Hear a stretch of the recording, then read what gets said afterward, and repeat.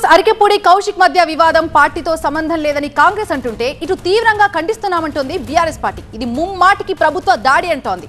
ఇప్పుడు BRS version కి సంబంధించిన ఒకసారి బీఆర్ఎస్ వర్షన్ ఏ విధంగా ఉందో ఫోకస్ చేసే ప్రయత్నం చేద్దాం. కౌశిక్ ఇంటిపై దాడిని తీవ్రంగా ఖండిస్తున్నట్టు బీఆర్ఎస్ పార్టీ ప్రకటించింది. రౌడీ రాజకీయాలకి తెలంగాణ అడ్డాగా మారిందన్నారు మాజీ మంత్రి కేటీఆర్. ప్రభుత్వమే ఇలాంటి దాడులని ప్రోత్సహిస్తుందన్నారు ఆయన. ఇక కౌశిక్ ఇంటిపై దాడి ముమ్మాటికి ప్రభుత్వ దాడి అని ప్రకటించారు మాజీ మంత్రి హరీష్ రావు. రాష్ట్రంలో అరాచక పాలన నడుస్తుంది, ఎవ్వరు ప్రశ్నించినా దాడులు చేస్తున్నారన్నారు మాజీ మంత్రి. ఖమ్మంలో ఎమ్మెల్యేలపై దాడులు చేశారు. ఇవాళ పట్టపగలే ఎమ్మెల్యే ఇంటిపై దాడికి పాల్పడ్డారు. ఇది ప్రభుత్వం చేసిన దాడి అని మాజీ మంత్రి హరీష్ రావు అంటున్నారు. ఇక ఇది రేవంత్ రెడ్డి చేయించిన కుట్రలో భాగంగా దాడి అని ఆయన ప్రస్తావిస్తున్నారు.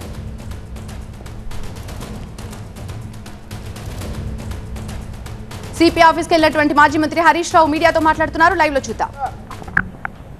వైఫల్యం చెందిన పోలీసులను సస్పెండ్ చేసేదాకా మేము ఇక్కడ నుంచి కదలం. అవసరమైతే దీని మీద సిబిఐ విచారణకు హైకోర్టుకు వెళ్తాం, సుప్రీంకోర్టుకు వెళ్తాం. దీని నిజానిజాలు బయటకు రావాలి. తప్పు చేసిన వాళ్ళ మీద చర్య తీసుకునేదాకా కూడా వదిలిపెట్టాం.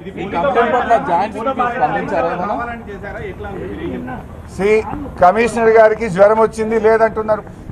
నేను పొద్దున్నుంచి 3 సార్లు సైబరాబాద్ పోలీస్ కమిషనర్ మహంతికి నేను 3 సార్లు ఫోన్లో మాట్లాడాను. అదేవిధంగా కౌశిక్ రెడ్డి గారు కూడా 3 సార్లు ఫోన్లో మాట్లాడారు. మేము విషయం చెప్తూనే వచ్చినాం. మరి టీవీల్లో లైవ్ వస్తున్నది, ఫోన్లలో మేము చెప్తున్నాం. 30 మందిని కాపాడే సామర్థ్యం సైబరాబాద్ పోలీసులకు లేదా? 30 మంది గుండాలను ఆపే సామర్థ్యం తెలంగాణ సైబరాబాద్ పోలీసు వాళ్ళకి లేదా? ఎంతమంది వచ్చిండ్రా? 30 మంది వచ్చిండ్రు. నిజంగా మేము అనుకుంటే ఏం చేయలేకపోతే మేమే చేసుకుందాం కదా. కానీ మిమ్మల్ని నమ్మినాం, తెలంగాణ పోలీసులను, సైబరాబాద్ పోలీసులను నమ్మినాం. నమ్మితే ఆ 30 మందిని మీరే దగ్గరుండి లోపల దోలిచ్చి దాడి చేపిస్తారా? ఇట్ ఈస్ నాట్ దట్ సిపికి తెలియదో ఏం చేస్తుంది, మీ ఎస్బీ ఏం చేస్తుంది, మీ ఇంటెలిజెన్స్ ఏం చేస్తుంది. పొద్దున్నుంచి టీవీలో వస్తుంది కదా.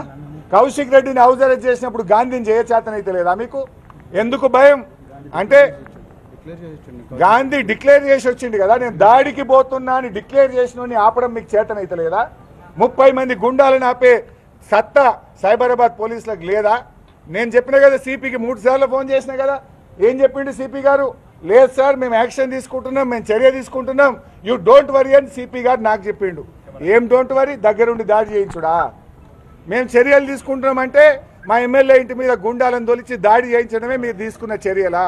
అంటే సిపి గారు తీసుకున్న చర్యలు మా మీద దాడి చేయించడమా, దాడిని ఆపడమా? లైవ్ టెలికాస్ట్ ఇచ్చింది కదా మీడియా. ఆయన ఇంట్లోకి వెళ్ళినప్పటి నుంచి పొద్దున్న 7:30కి ఇంటర్వ్యూ ఇచ్చినప్పటి నుంచి టీవీలలో లైవ్ వస్తున్నది. 8 కిలోమీటర్లు, 7 కిలోమీటర్లు, 6 కిలోమీటర్లు ఇక చేరుకుంటున్నాడు, గేట్ కాడికి వచ్చిండు అని టీవీలలో లైవ్ వస్తుంటే పోలీసు వాళ్ళు నిద్రపోతుండ్రా? ఎస్కాట్లు ఇచ్చి తోలిస్తారు. ఎంబడే ఇక అడిషనల్ డీసీపీని ఆయన పక్కన పెట్టి తోలుకొచ్చారు.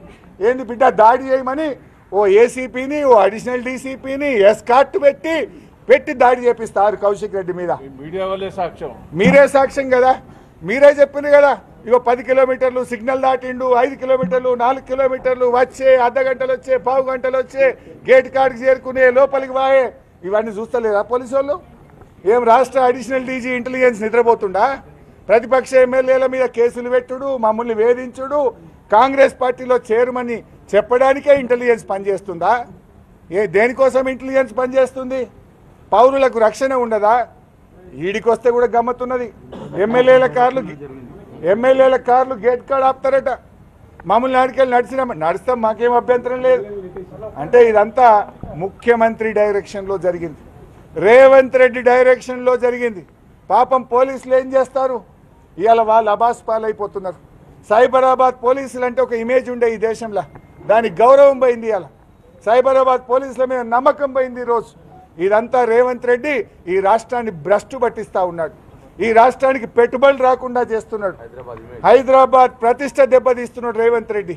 ఇది చాలా బ్యాడ్ డే, ఇది దుర్మార్గమైనటువంటి విషయం. దీన్ని వదిలిపెట్టాం. రేపు అసెంబ్లీలో పట్టుబడతాం, హైకోర్టుకు వెళ్తాం, కేంద్ర హోంశాఖకు వెళ్తాం, సిబిఐ విచారణ జరిగేదాకా పట్టుబడతాం, దోషులను శిక్షించేదాకా వెంటబడతాం. ఎంత దూరమైనా బీఆర్ఎస్ పార్టీ పోరాటం చేస్తుంది. మీరు చెప్పాలి ప్రభుత్వం స్పందించిందా లేదా? That's why I demand speaker. శాసనసభ్యుల హక్కులు కాపాడే బాధ్యత స్పీకర్ గారిది. కౌశిక్ రెడ్డి అడిగినటువంటి ఏ క్వశ్చన్ కూడా ఇప్పటి వరకు గాంధీ సమాధానం చెప్పలేదు సార్. అయితే కౌశిక్ రెడ్డి అడిగినట్టు పార్టీ కండువా కప్తారని చెప్పి మీడియా వాళ్ళు అడిగినప్పుడు కూడా ఆయన ఆ విషయాన్ని చెప్పట్లేదు. ఇప్పుడు మీరు ఫైనల్ గా శ్రీ బైసాబ్ గాంధీ సంగతి ఏందో లోకమంతా చూసింది. నేను కాంగ్రెస్ పార్టీలో చేరాను అని ఆయన ట్విట్టర్లో ఆయన్నే ఫోటోతో సహా ట్వీట్ చేసిండు కదా కాంగ్రెస్లో చేరినా అని. తెల్లారి నేను కాంగ్రెస్ పార్టీలో చేరిన సందర్భంగా ప్రభుత్వ సలహాదారు వేం నరేందర్ రెడ్డికి శాలువా కప్పుతున్నా అని ఆయన ఇంటికి పోయి శాలువా కప్పి కాంగ్రెస్లో చేరిన శుభ సందర్భంలో అని ఫోటో ట్విట్టర్లో ఆయన్నే పెట్టుకున్నాడు. వేం నరేందర్ రెడ్డి కూడా ట్విట్టర్లో పెట్టిండు. కాంగ్రెస్లో కొత్తగా చేరిన గాంధీ గారు వచ్చి నాకు శాలువా కప్పిండని ఆయన కూడా ట్విట్టర్లో పెట్టుకున్నాడు. నా నియోజకవర్గ అభివృద్ధి కోసమే కాంగ్రెస్లో చేరుతున్నాను అని గాంధీ గారు అన్ని టీవీల్లో ఇంటర్వ్యూలు ఇచ్చాడు. అదే గాంధీ గారు నేను చేయలేని ప్రతిపక్షంలో ఉన్నా అంటాడు. రేవంత్ రెడ్డి ఢిల్లీలో కూర్చొని ఇలా చిట్ చాట్లా మేము ప్రతిపక్షంకే పిఎస్సి ఇచ్చిన అంటాడు. ఇలా నువ్వు ముఖ్యమంత్రి పదవిలో ఉన్నావు, ఆ కుర్చీ కన్నా గౌరవమి, ఆ కుర్చీ ఇచ్చేతన్నా కాపాడు. రేవంత్ రెడ్డికి ఎట్లా ఇచ్చేది లేదు.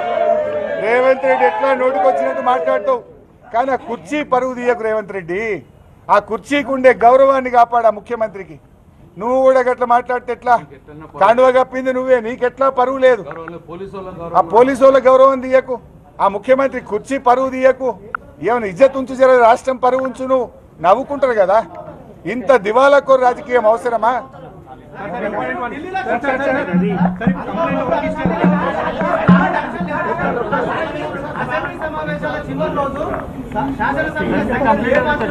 సార్ కంప్లైంట్ రెస్పాండ్ అయ్యారు సార్. ఎవరికి sir complaint? Sir complaint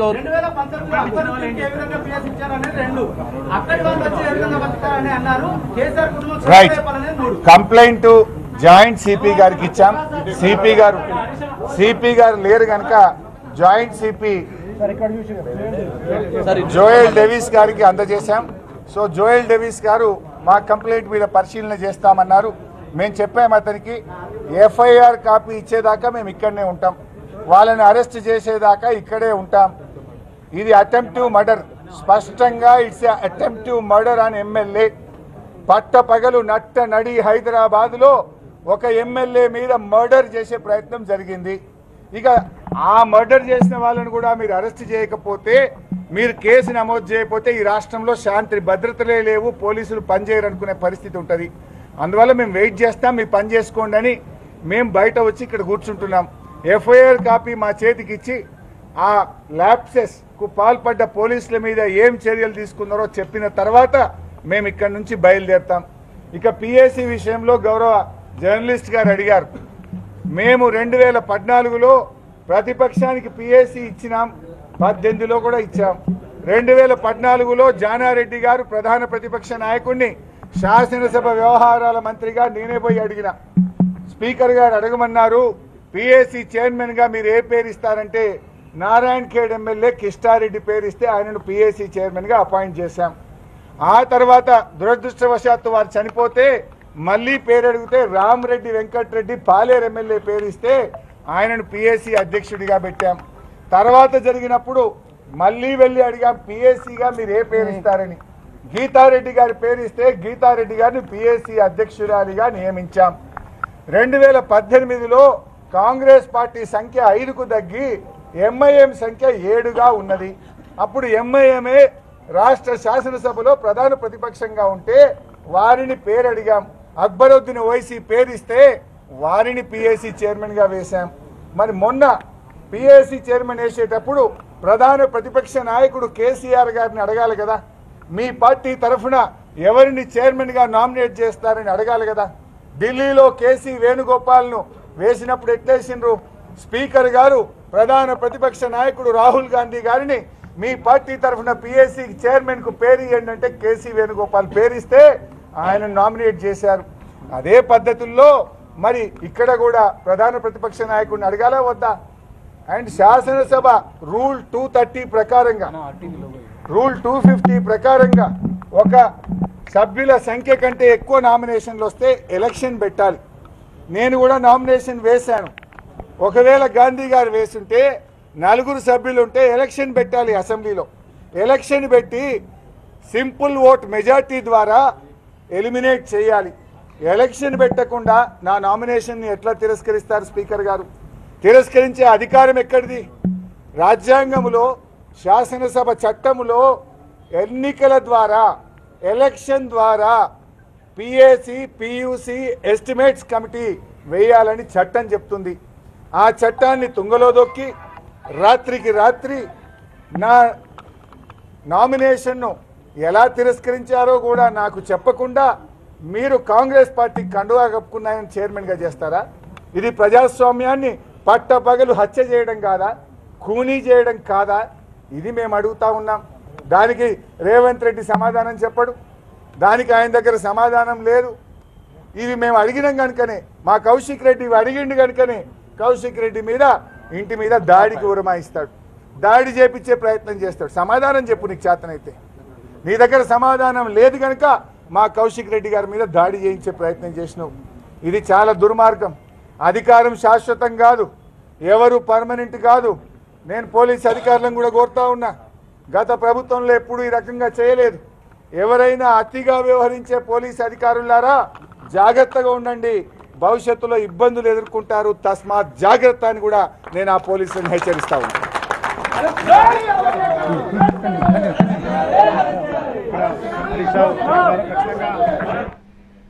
Telangana రాజకీయాలు ఒక్కసారిగా హీట్ ఎక్కాయి. శేర్లింగంపల్లి ఎమ్మెల్యే అరికపూడి గాంధీ, హుజూరాబాద్ ఎమ్మెల్యే కౌశిక్ రెడ్డి మధ్య సవాళ్ల పర్వంతో హైటెన్షన్ పొలిటికల్ ఫైట్ నడుస్తోంది. గాంధీపై ఫిర్యాదు చేసేందుకు వెళ్లారు బీఆర్ఎస్ ఎమ్మెల్యేలు. అయితే దాడి చేసిన వారిని తక్షణమే అరెస్ట్ చేయాలి, సిబిఐ విచారణ జరపాలని హరీష్ రావు కోరుతున్నారు. అరెస్టు చేయకపోతే కోర్టుకెళ్తామంటూ ఆయన మీడియా ముఖంగా ప్రకటించారు.